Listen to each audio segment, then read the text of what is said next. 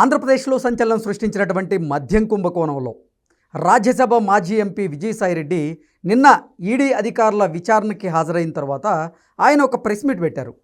ఆ ప్రెస్ మీట్లో భాగంగా కొన్ని కీలకమైనటువంటి వ్యాఖ్యలు చేశారు.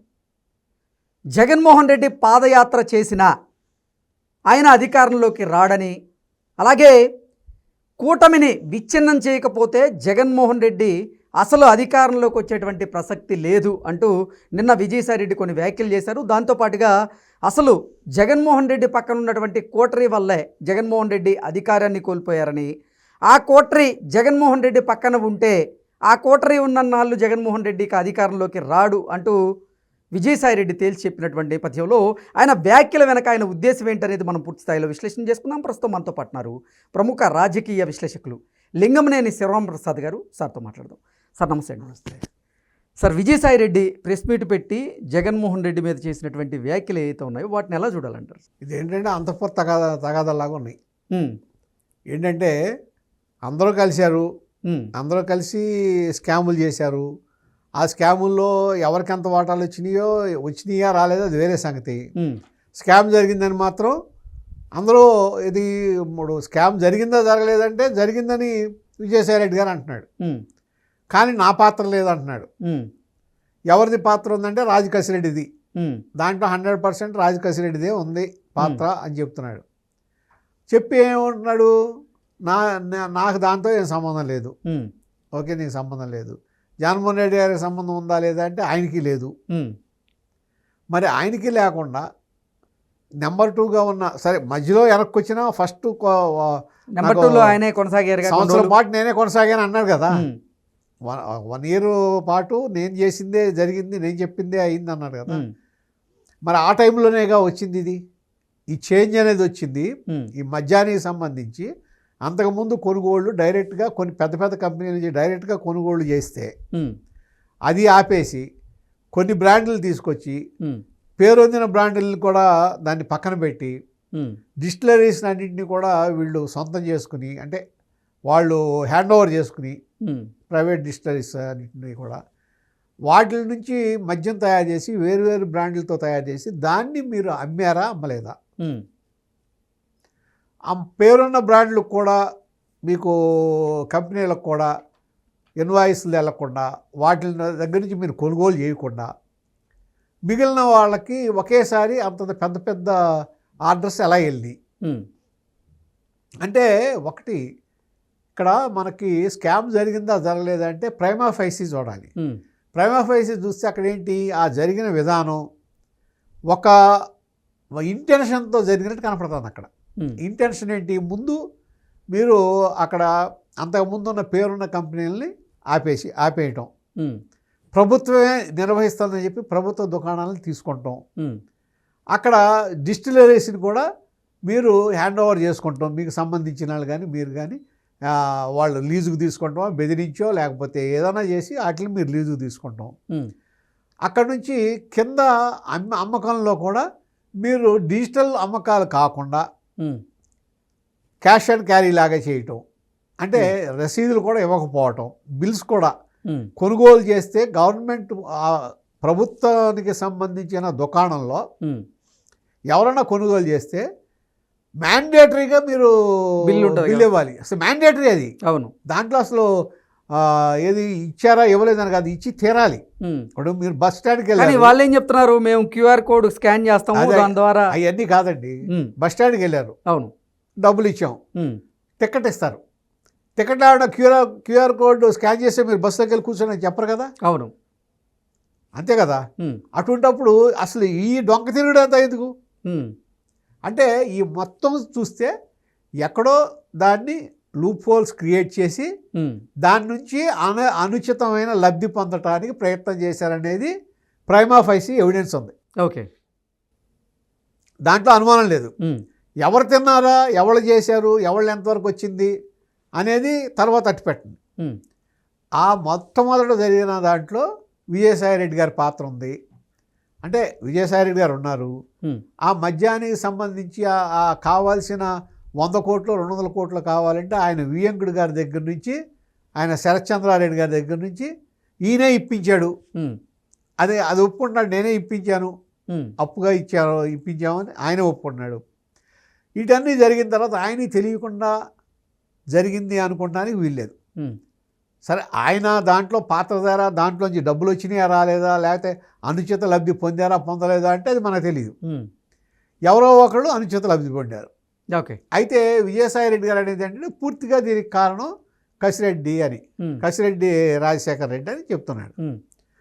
ఒకవేళ అనుచిత లబ్ధి ఆయనే పొందితే కసిరెడ్డి రాజశేఖర రెడ్డి ఆయన అసలు వచ్చింది దీనికి ఐటీ అడ్వైజర్గా వచ్చాడు. అవును, జగన్మోహన్ రెడ్డి గారి ప్రభుత్వంలో అతను IT adviser. IT adviser liquor దానికి ఎందుకు వచ్చాడు? ఐటీ అడ్వైజర్ ఐటీలో ఉండాలి, కానీ ఐటీలో అడ్వైజ్ చేయకుండా లిక్కర్ దాంట్లోకి ఎందుకు వచ్చాడు? అక్కడ చెప్పేదానికి ఒకదానికి సింక్ అవట్లా. ఓకే.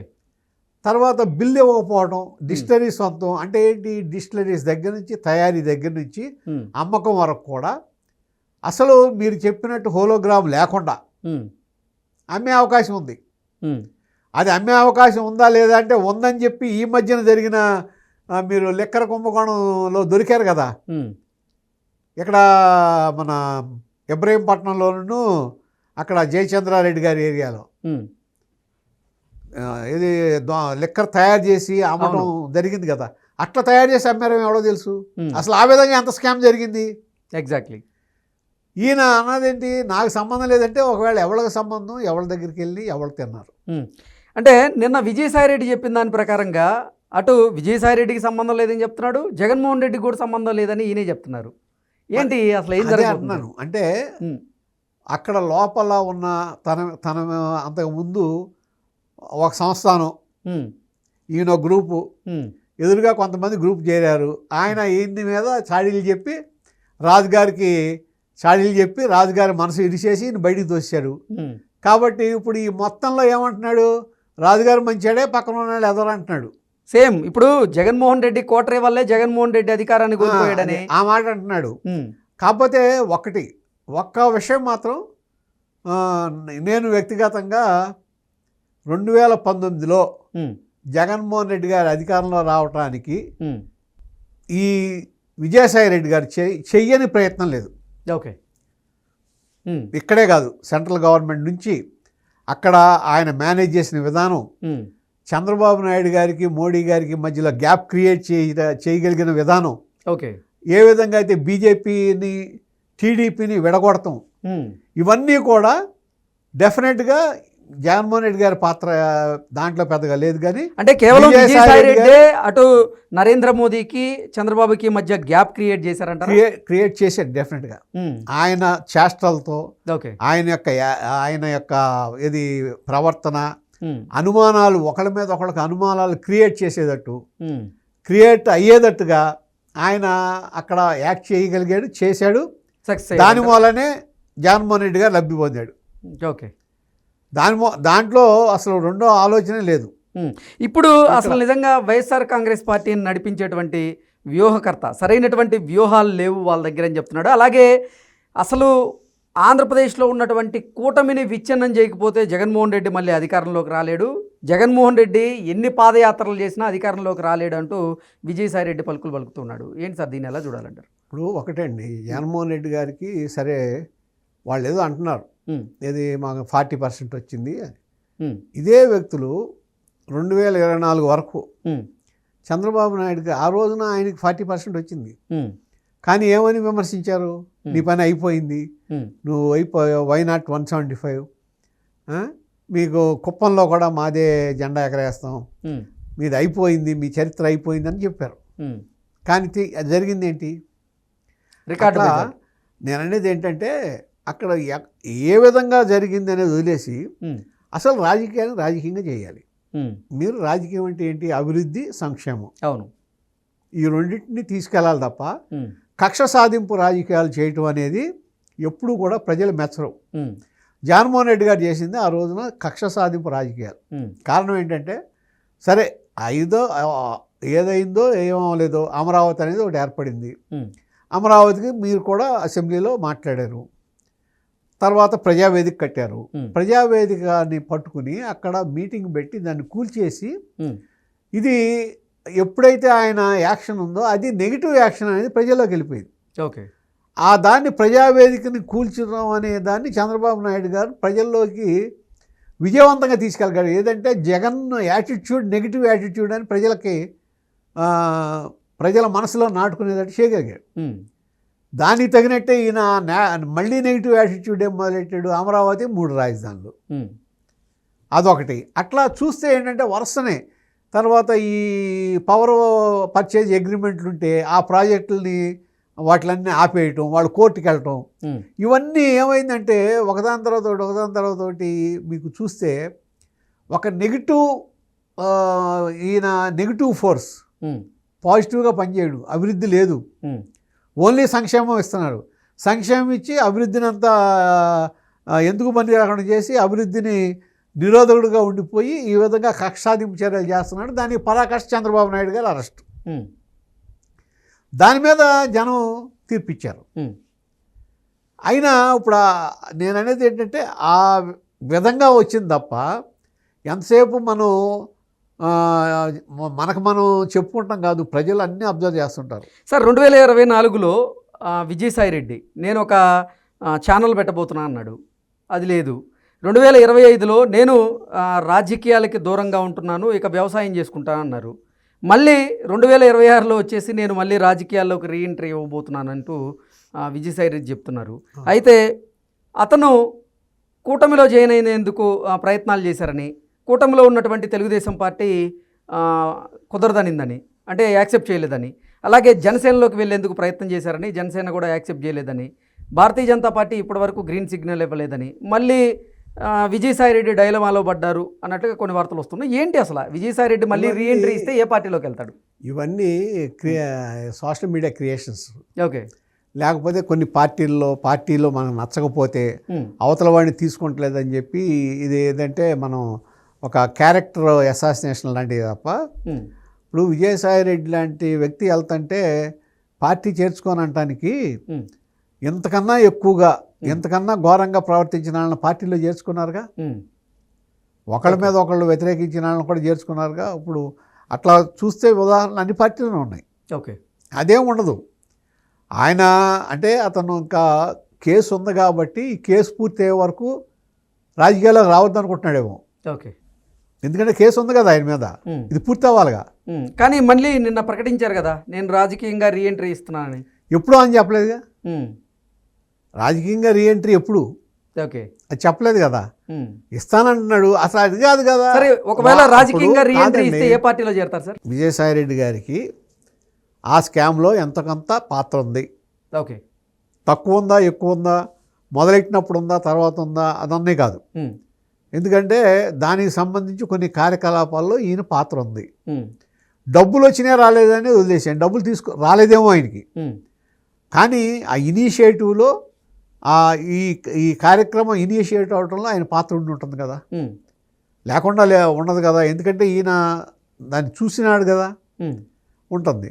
ఉన్నప్పుడు ఇవాళ ఒక్కసారి నేను అమాయకుడిని, నాకేం సంబంధం లేదు, అవతలాలకే సంబంధం, మళ్ళా మా నాయకుడికి కూడా సంబంధం లేదు, ఓన్లీ కోటరీకే సంబంధం అంటే మీకు కొంతమంది మీద ఉన్న కోపాన్ని, అక్కడ ఉన్న అవతల వర్గం మీద ఉన్న కోపాన్ని తీర్చుకోవడం కోసం ఈ అవకాశాన్ని వినియోగించుకోవడం అవుతుంది తప్ప ఈయన చెప్పిన దానికి విలువ ఉంటుంది. ఎగ్జాక్ట్లీ. ఆయనే ఒక దాంట్లో అక్కడ ముద్దాయి, అనుమానితుడు. ఆయన మీద విచారణ జరుగుతుంది, ఆయన పిలిచారు, విచారిస్తున్నారు. ఆయన చెప్పిన దాన్ని ఎట్లా మనం స్టాండర్డ్గా తీసుకుంటాం? ఎగ్జాక్ట్లీ. ఓకే. సో ఒకవేళ నిజంగా విజయసాయిరెడ్డి కనుక రాజకీయంగా రీఎంట్రీ ఇస్తే ఏ పార్టీలో చేరేటువంటి అవకాశం ఉంది? బీజేపీలో చేరొచ్చు. ఓకే. బీజేపీ అవకాశం ఉంది. లేకపోతే ఈ మధ్య కొత్త ట్రెండ్ నడుస్తుంది కదా, సొంత పార్టీ పెట్టుకుంటారేమో. ఓకే. సొంత పార్టీ పెట్టేటువంటి అవకాశం ఉంది. ఏమో ఎవరు చెప్తారు. లేకపోతే కాంగ్రెస్ పార్టీలో చేరొచ్చు. లేదు, మళ్ళీ జగన్మోహన్ రెడ్డి పార్టీలో, కాంగ్రెస్ పార్టీలో చేరితే వ్యాఖ్యలు చేసి ఉండొచ్చు అంటారా? నేను అనుకోవట్లా. మళ్ళీ జగన్మోహన్ రెడ్డి చుట్టూ కోటరీ ఉంది, ఆ కోటరీ వల్లే జగన్మోహన్ రెడ్డి వీక్ అవుతున్నాడు. అంటే జగన్మోహన్ రెడ్డిని ముందుకు నడిపించేటువంటి వ్యూహాలు ఆ కోటరీ సమర్థవంతంగా ఇవ్వలేకపోతున్నాయంటూ చెప్తున్నారు. అంటే ఈయన గనక మళ్ళీ జగన్మోహన్ రెడ్డి గనక యాక్సెప్ట్ చేస్తే ఈయన వ్యూహాలు ఇస్తున్నారు, ఇవ్వడానికి సిద్ధంగా ఉన్నారని ఆ ఉద్దేశంతో వ్యాఖ్యలు చేసి ఈయన పాత్ర కొంతవరకు పరిమితం. ఓకే. ఆ రోజున ఏంటంటే ఇప్పుడు 2019కి ముందు తెలుగుదేశం పార్టీకిను బీజేపీకి జనసేనకి మధ్యలో గ్యాప్ ఏర్పడటానికి కారణం ఈయన గొప్పతనమే కాదు, కొన్ని తెలియని తప్పులు కూడా ఉన్నాయి. ఓకే. బీజేపీ వాళ్ళు ప్రవర్తించిన తీరు కానీ కొన్ని విషయాల్లో, అలాగే తెలుగుదేశం పార్టీలో కొంతమంది నాయకులు ప్రవేశపెట్టిన తీరు కానీ, తెలుగుదేశం పార్టీ అభిమానులు కొంతమంది బీజేపీని తెలిసి తెలియకుండా విమర్శించిన తీరు కానీ, ఇవన్నీ ఏంటంటే ఆ గ్యాప్ క్రియేట్ అవ్వడానికి అవకాశం ఇచ్చింది. ఓకే. ఈయన ఒక్కడే గొప్పతనం అని, ఈయన ఒక్కడే ఏది చక్రం తిప్పేసి మొత్తాన్ని ఇది చేశారని కాదు, కాకపోతే అనుమానాలు క్రియేట్ చేయడానికి ఒక ప్లాట్ఫామ్ ఏర్పాటు చేయడానికి ఉపయోగపడ్డాడు ఈయన. ఓకే. అంతేగాని ఇప్పుడు ఈయన ఏ పక్కన ఉంటే ఆ పక్కన ఇప్పుడు ఈయన ఎలాగానే జగన్మోహన్ రెడ్డి గారు గెలిచేస్తాడు, ఈయన రాగానే ఓడిపోతాడని కాదు కదా. ఎగ్జాక్ట్లీ. అంత పెద్ద గొప్ప నాయకుడు అయితే కాదు కదా ఆయన. Okay. Okay sir, thank you so much.